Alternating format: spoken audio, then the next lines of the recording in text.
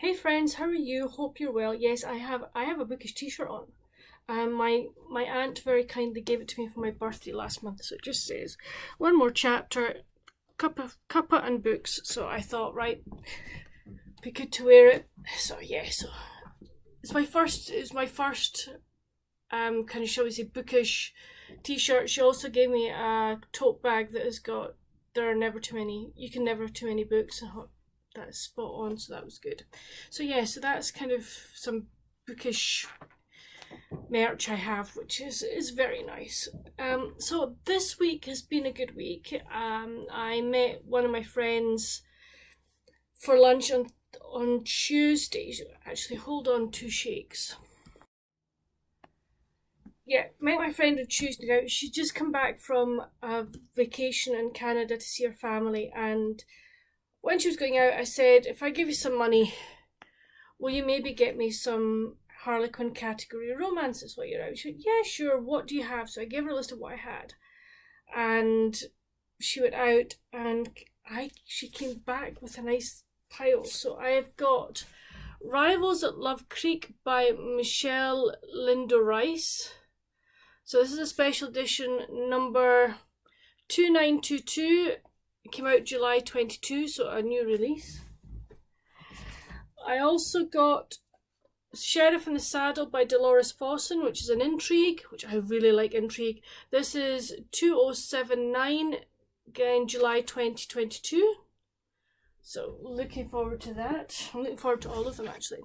Then I've got Two Love Inspired, Her Amish Legacy. So we have A Love for Lizzie by Tracy J. Lyons and The Farmer Next Door by Patricia Davids. So yeah, I'm really looking forward to these two. I think I'm going to keep this one actually for Amish in April. I'm pretty sure that's what I'm going to do. But so pleased to have that. And then I've never seen these before. A Love Inspired Historical, Finding a Frontier Family by Louise M. Googe. So this will be my first one of these, and this is July 2022 as well. So really chuffed to have all of these. So yes, we had a lovely lunch, and just a great catch up, and sort of made some tentative plans for a holiday we're hoping to take next year. So that would be really nice. If hopefully these plans will come to fruition, and you'll find out more about them as the year progresses, as 2023 progresses. It will not be till September next year, but we're already planning, so that is a good thing. To be planning ahead of time. So book wise, I've read how many this week? 1, 2, 3, 4, 5, 6, 7 books, which I am absolutely gobsmacked about. So what are they? I hear you cry. Well, the first one was one that I started last week, and that was A Gift in December by Jenny Gladwell. I adored this book.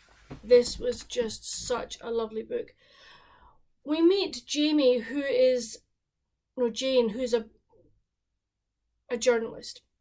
She has just finished a big expose and is probably suffering a wee bit from burnout, and her editor decides to give her a break, that really what she needs to do is go and cover the cutting down of the Christmas tree in Norway that comes over to Trafalgar Square every year. And she's a bit like, but it's all expenses paid, luxury, etc. VIP trip. So she decides to go. And there are other people on this trip as well. There's another journalist. There's the photographer that works with her paper as well, that she's friendly with. There's some bloggers, and there's this old man, this old gentleman. And Jane becomes slightly, I would say, enamored with Philip, who is supposedly a Z-list celebrity. The guy is a pain in the ass. And he uses people. It's the only way I can describe it. He is a user. And he sort of latches on to Jane, and various things happen. I don't know if you remember that, but last week when I said the first chapter, we got a letter from a lady to a young man called Thomas. The older gentleman in the story is Thomas, and he asks Jane to do a few things for him, for various reasons. This was beautifully written. The characters were just so nice. I have tagged a bit, and the reason I tagged it, if I can find the thing, this is Thomas about the tree being cut down and given to London. This tradition of ours, it is sentimental perhaps. His eyes meet Jane's fleetingly. It looks backwards. All traditions do. One cannot be sentimental about the past. In fact, one must not be so. I have lived a long time, and I know that is a dangerous road. And yet I think that traditions give us something valuable. They remind us of who we are deep down, and I just thought that was really lovely. You know, traditions do remind us of who we are. They remind us of people, people who are close to us, no matter whether they're family or friends. If there are traditions that you do as a family, it's handed down from generation, possibly to generation. And I think that is just really, really nice. It just roots us within our own family, within our own, in some ways maybe at times within our own culture, which I think is a really good thing, to not remember kind of who you are, where you came from, and where your traditions are. I know that some people have to leave traditions etc. behind because for various reasons like political etc. But it's a shame that if you kind of maybe do forget those, and in some ways not forget who you are, but forget where you came from. So, but no, I really, really enjoyed this, and I would recommend it. I then finished An Amish Marriage, A Convenience by Rachel J. Good. I know I said last week that one of the characters was annoying me. She did keep annoying me. But overall, the story was over. I'm not going to say much because I need to do a review for it because it's a NetGalley, so you'll hear my thoughts on it then. My review videos should be coming up next week, hopefully. So I plan to record it this weekend. I then read Texas Made by Eve Gaddy. This is first book, I think, of the Texas True series. So we meet Marshall Walker, who is a rancher, and he's not looking for love. He just wants to keep breeding his horses and, just leading a very uncomplicated life. But his sister Damaris invites her friend Jacqueline to come and stay at the ranch while Jacqueline's condo is being remodeled, etc.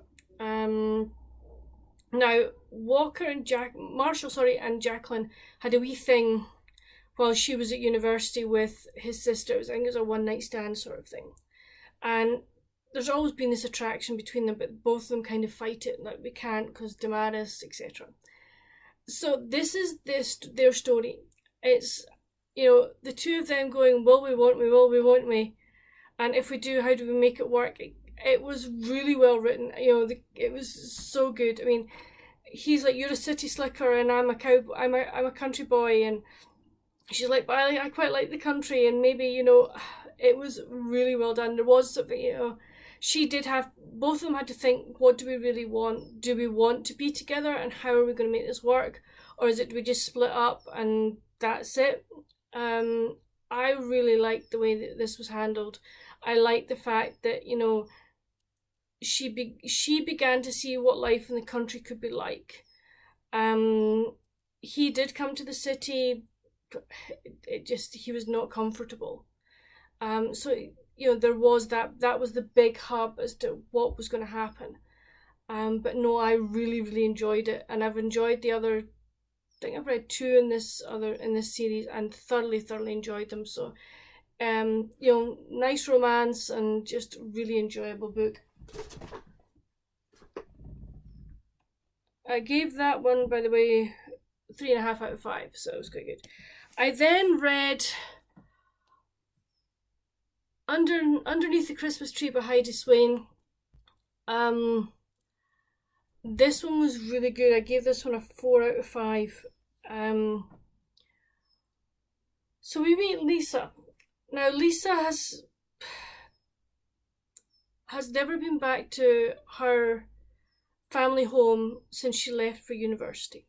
Her family home is in Winthrop, and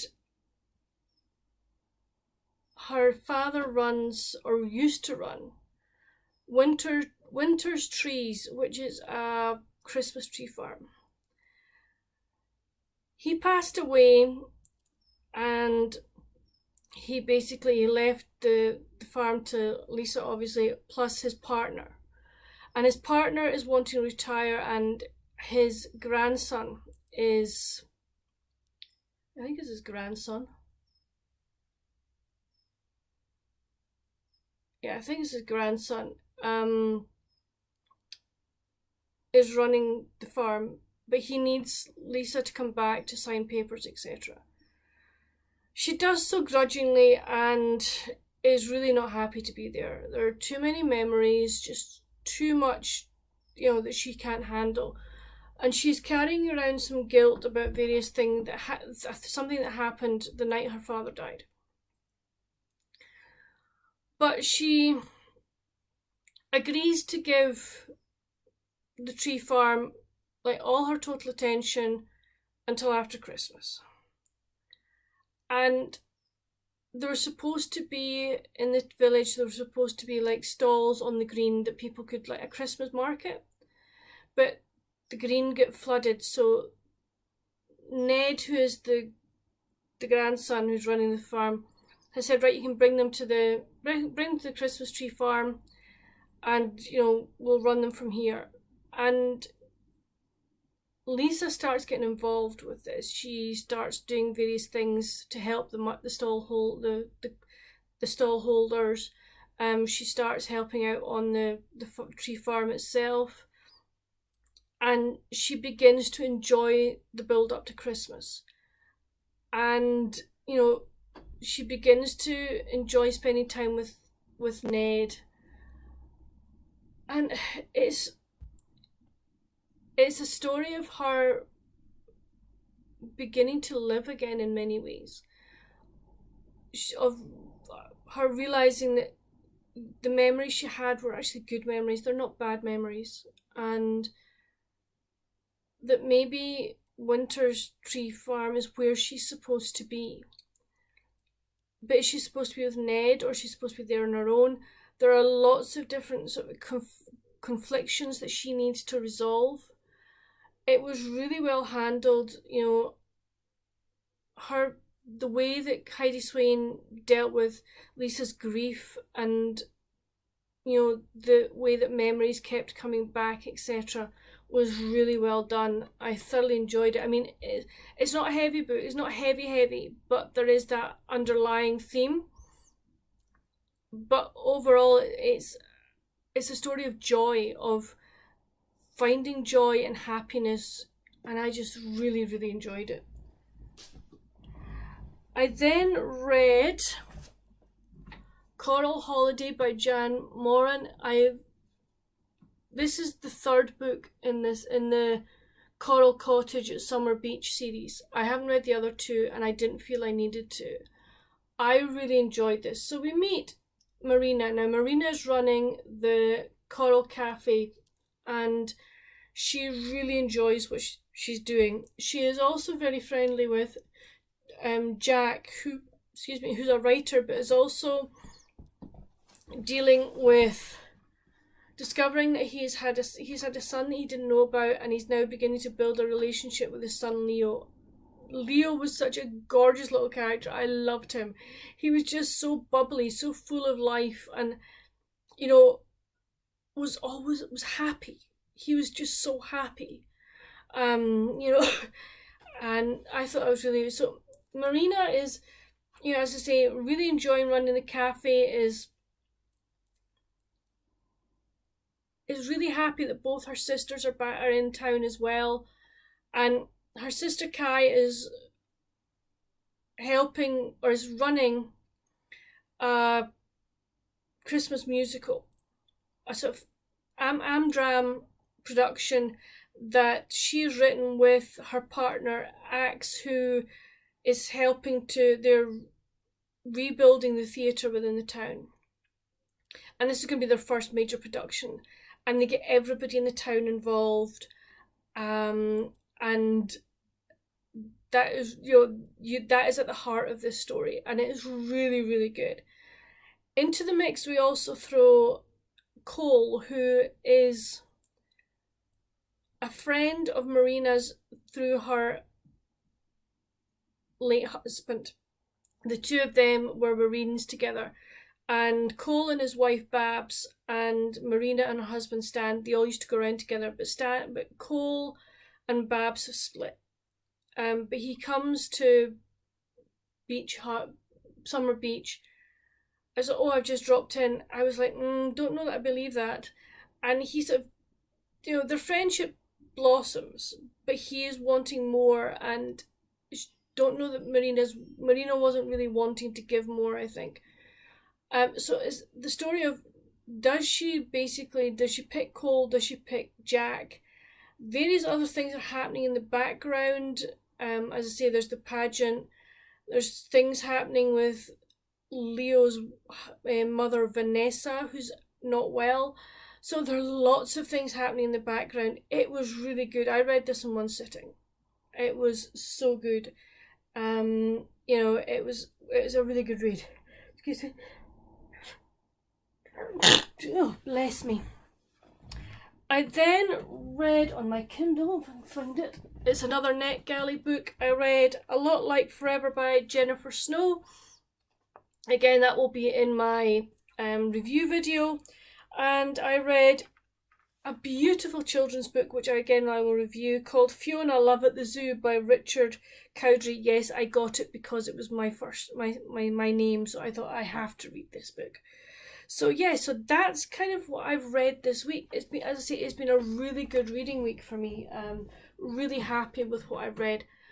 What am I going to be reading this weekend? Well, on my Kindle I have another NetGalley August arc, and that is it 2 parts sugar, 1 part water by Valerie Burns, who is VM Burns that writes the Mystery Bookshop series, and she's got her other dog mystery series as well. So it's her new series. So I'm really, really looking forward to it.